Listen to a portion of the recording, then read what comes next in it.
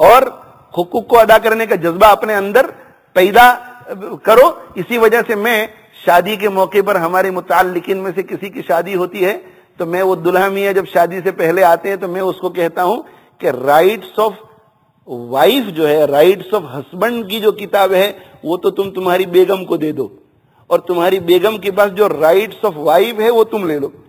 اب ہوتا یہ ہے کہ وائف بیٹھ کر کے پڑھ رہی ہے رائٹس آف وائف، اور وہ دیکھتی رہتی ہے کہ میرے شوہر ایسا نہیں کرتے، میرے شوہر ایسا نہیں کرتے، میرے شوہر ایسا نہیں کرتے، اور شوہر جو ہے وہ رائٹس آف ہسبینڈ کو پڑھتا رہتا ہے.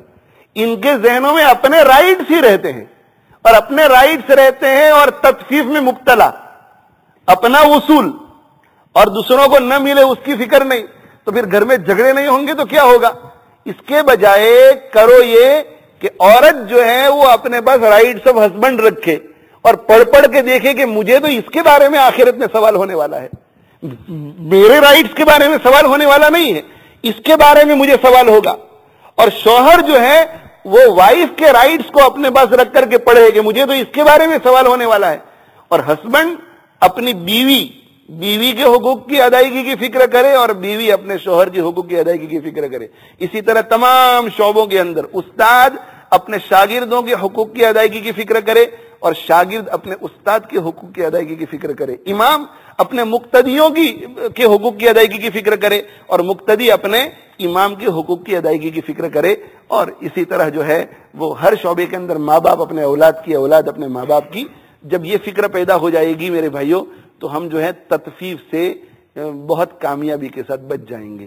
اور ساتھ ساتھ میں قرآن نے ایک نسخہ آگے بتلا دیا ہے، اس کی طرف صرف اشارہ کرتا ہوں کہ تطفیف سے بچنے کا طریقہ یہ ہے کہ الا یظن اولئک انہم مبعوثون، کیا یہ لوگ خیال نہیں کرتے کہ ایک دن مرنا ہے اور مرنے کے بعد قیامت کے دن اٹھائے جائیں گے اور اللہ کے سامنے کھڑے کیے جائیں گے لیوم عظیم، ایک زبردست دن میں، یوم یقوم الناس لرب العالمین، جس دن سب لوگ اللہ رب العالمین کے سامنے کھڑے ہوں گے.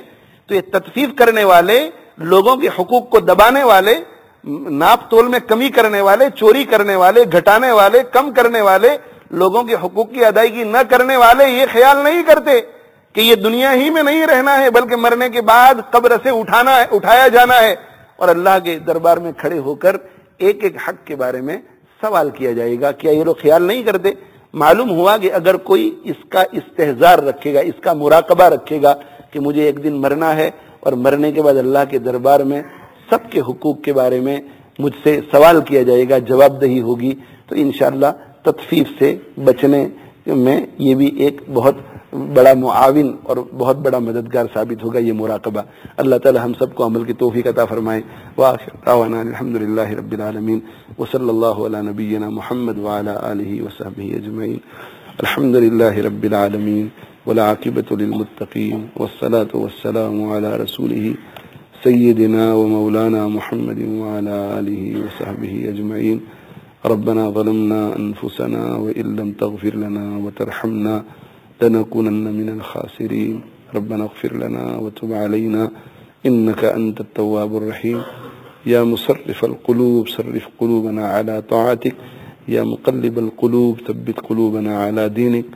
اللهم وفقنا لما تحب وترضى واجعل آخرتنا خيرا من الأولى. اللهم اهدنا واجعلنا سببا لمن اهتدى. اللهم اهد الناس جميعا. اللهم ثبتنا على صراطك المستقيم. اللهم اشف مرضانا وارحم موتانا.